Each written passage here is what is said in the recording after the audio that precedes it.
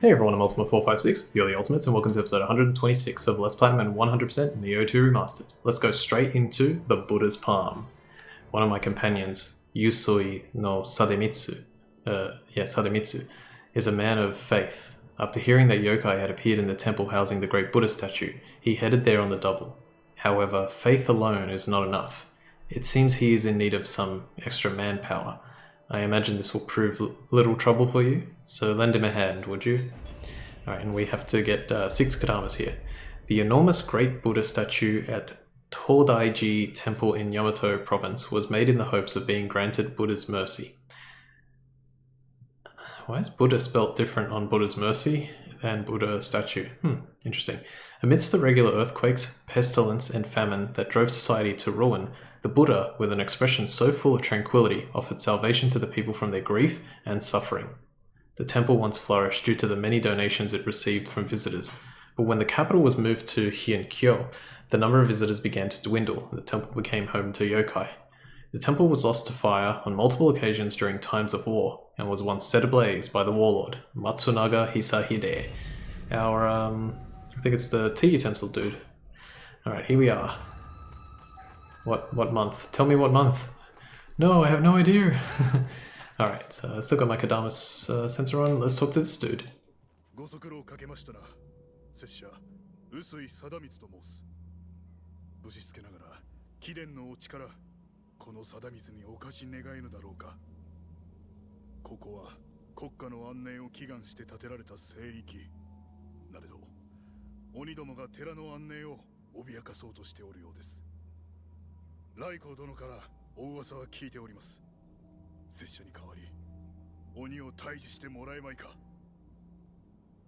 Alright, cool. Will you go in my place and eliminate the fiends? I thought you were coming with us. Anyway, sounds like I pronounced his name correctly, so 5 points for Gryffindor for that. I'm Gryffindor, it's me. Oh, I forgot to... I just realised I forgot. Let's get Relentless 1 here to get 30 extra key points. I forgot to use this and put the active skill key consumption on. Alright, let's just go here and put break, I don't know. Rita versus humans. Active skill break is probably not that bad, so let's try that. Just so we're at least working towards something, you know. Okay, I'm probably going to need more of this. Oh, Wisdom Sutra Sword Plane Cutter. I also think I went the wrong way. I think this is a dead end. Well, it is for now. Take this. Pow. How? Wait. I guess I'll check it on replay, but it looked like he still had a bunch of ki. I don't know how I must have done like more than 50% of his health as ki damage. Okay, now I can't remember. I think I know what the boss of this stage is, and oh boy did I struggle with it. So I don't know if I'm going to be able to complete the whole stage in one episode. I'm going to try though. So,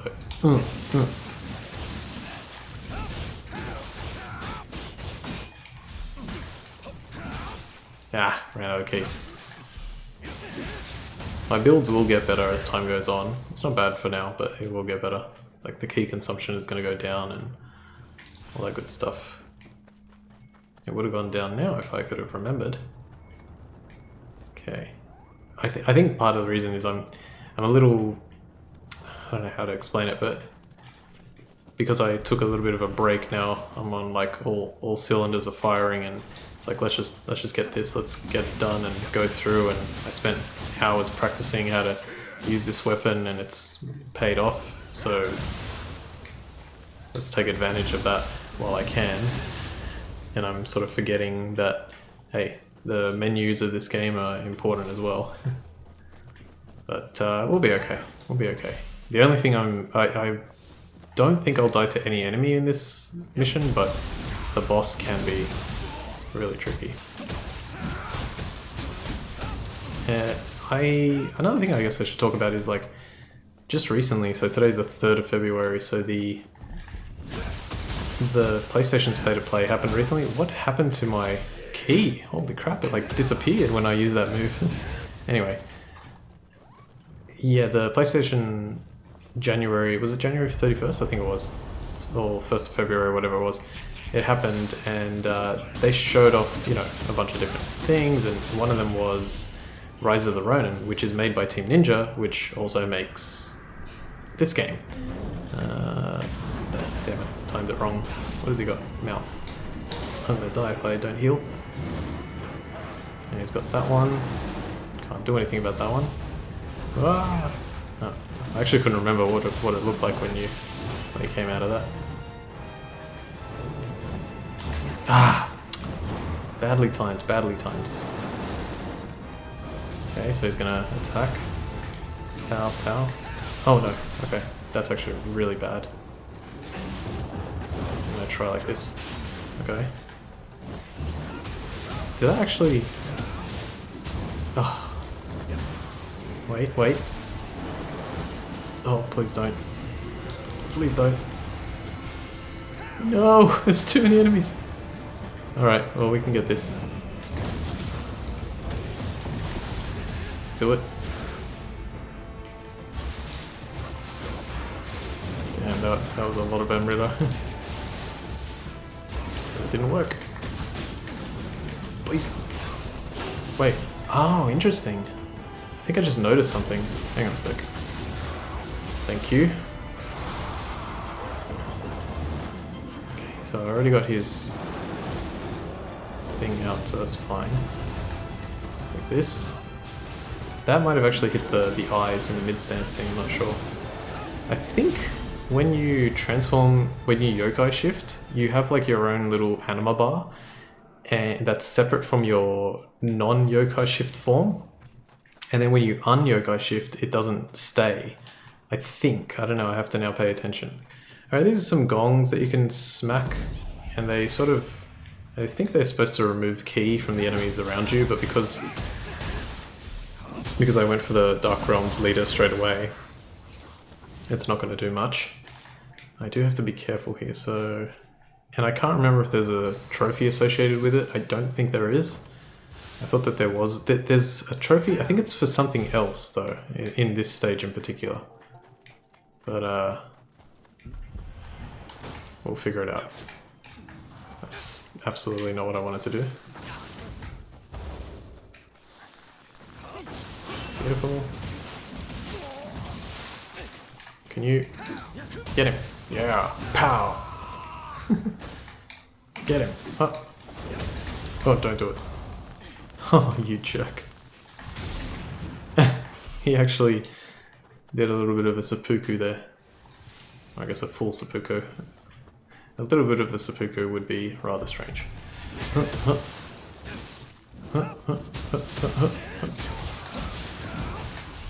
this, take this.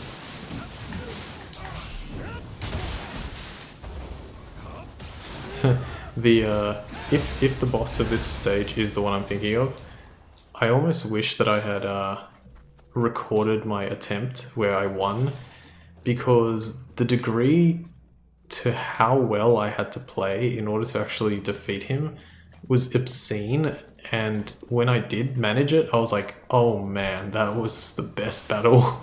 That was so fun. Ooh, Mataz's Curus. This could be this could be very good.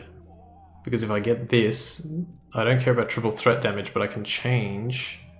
That reduces my toughness by quite a bit, but I might be able to raise something else. Okay, very good, very good. We'll see. Crap.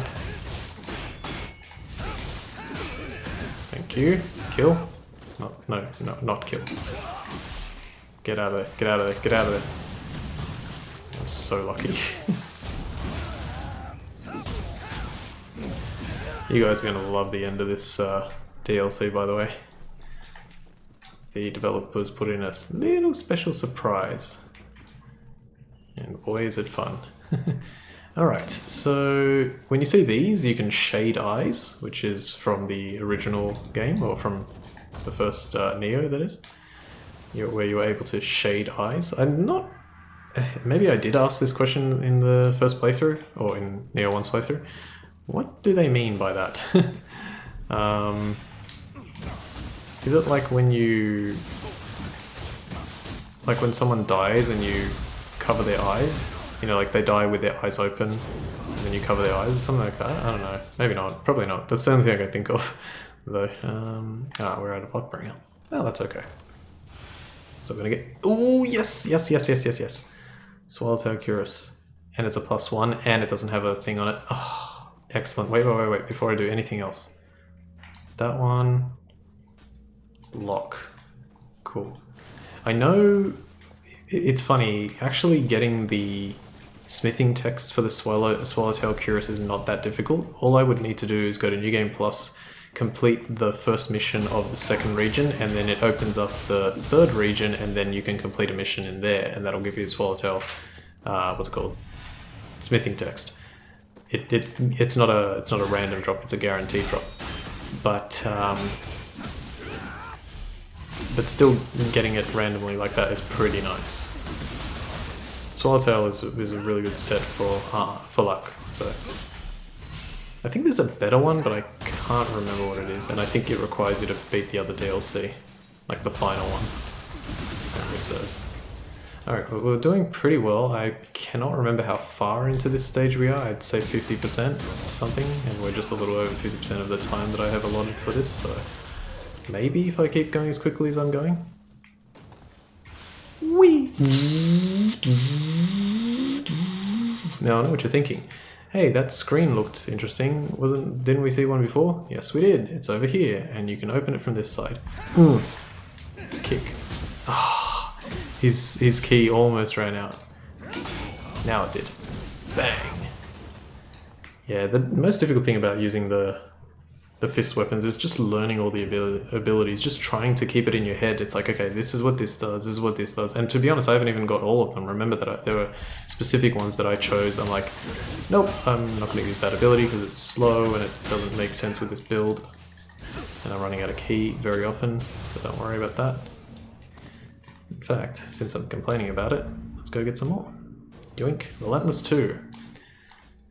Let's also get some Soul Core Drop Rate. Why not grab an Anima Charge while we're here?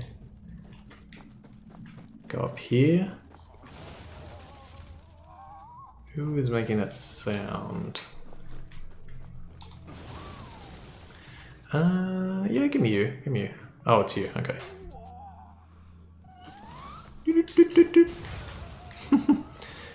Never face away from the enemy. Fortune-seeking Ryusei. Alright, stay back here so that we're...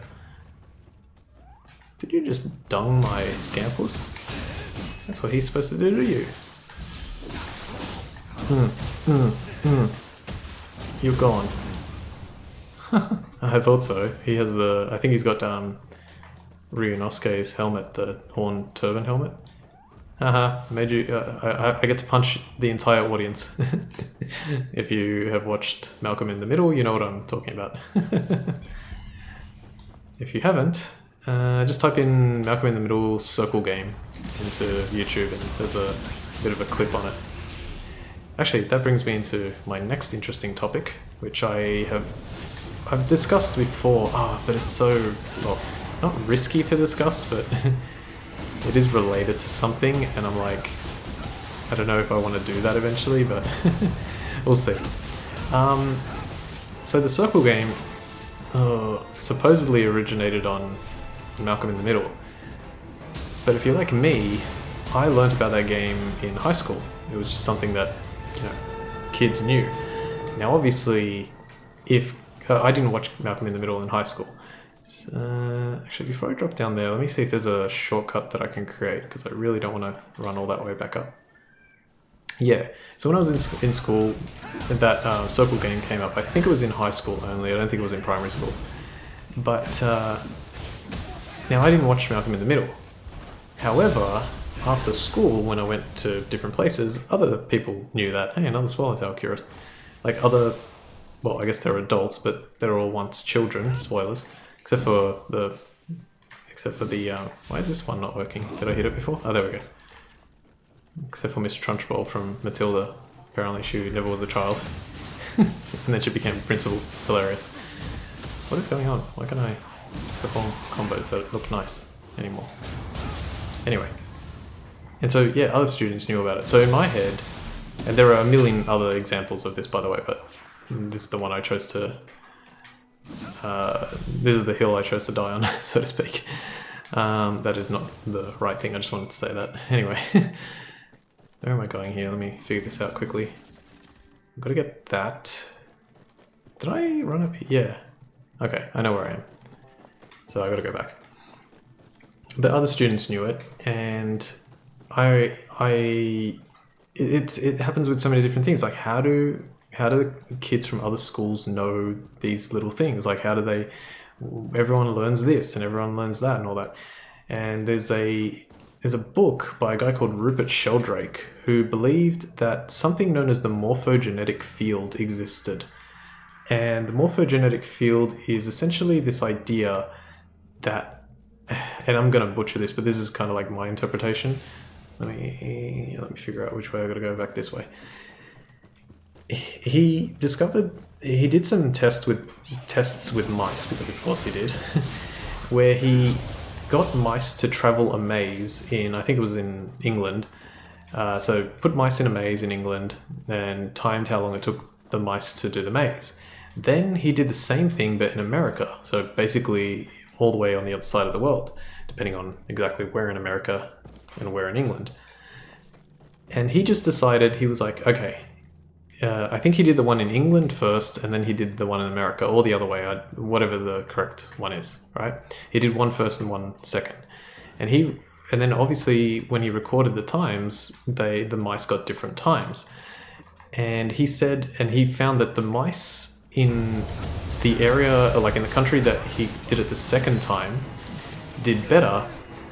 Okay, we're good. Did better than the mice that did it the first time. So his hypothesis was that it wasn't that the mice were any smarter or anything like that, but it was that because the mice did it in one part of the world first, the other mice, careful, sort of just knew, intrinsically or inherently knew how to do the maze, and they had more... How did I miss that? Come on. And they just like had more info, and he called it the morphogenetic field. And so this sort of idea can be put to a lot of, schoolyard games and all that kind of stuff. It is the hour of the ox, on the day of the ox, in the month of the ox. Oxy, oxy, oxy, oi, oi, oi. Oh, mighty one, it is time to unleash my curse. Did I miss anything? Let me check something. Oh, we've only got 2 minutes left. Alright, I'm gonna have to make this a double episode. I mean a two-part episode. But I do want to check one more thing before I use that shrine. Yeah, and so that's kind of like what he thought. Now, if I'm wrong about like any of that, obviously apologies to him for being wrong about it. But if it's exactly... Oh man, I got scared there. But if it is exactly as I stated, then on face value it sounds like that's a ridiculous hypothesis. Why would it have an effect? Why, just because some mice in one part of the world did it first, why would it have it? Oh, there's the big Kodama. Okay, I just forgot this, yeah. Why would it have an actual effect? I need to give you a Mizuki core. But in another way, could potentially be right. Okay, now I've got to be careful here because I'm using this one, which actually makes it very difficult to give you anything. I'm going to give you this one. I'm going to give you a Gozuki, and then you're just going to have like a crappy Gaki one. I think you need to give him 2, otherwise the reroll won't work. So I don't really care much about the Gozuki core, but I didn't want to give up my Mizuki core. Yeah, so you have to sacrifice 1 for him to do a reroll. Anyway, let's keep going. And so yeah, that was... If the morphogenetic field does exist, then that's how sort of like people know about things that they've never talked about with that particular person, because that other person has experienced them through another person. And I guess even as I say that, I know that's very complicated the way I just put that, but even as I say it like that, in my mind I was like, well, I guess you could say that about anything. It's like, okay, but, well, No, because you don't really learn about like schoolyard games. They just kind of happen. So I don't know, something like that. All right. Hopefully that was interesting enough. I'm going to leave things here. We have about, I think now we have about 50% of the mission to go. Yeah, surprisingly. This is a very, very long submission, so we'll continue it next time. Did I get any more points? Let's get this on Nioh Magic one out of the way. Soul Release, Soul Spirit Surge. When used, these magic items temporarily increase your key damage dealt when attacking a yokai. You know what? That sounds really good. Soul Purge. When used, these magic items reduce the familiarity of your equipped weapons to 0, but raise both your attack strength and luck in return. They cannot be used if your familiarity is under 300, I think is that? It's less than 300. Alright, this Spirit Surge is actually really good. I don't think I ever read that one, so cool. I might try and get that next time. Alright, let's do things there. For now, I want to thank you all for watching episode 126 of Let's Play 100% Nioh 2 Remastered. My name's Ultima456, you're the Ultimates, and I'll see you next time.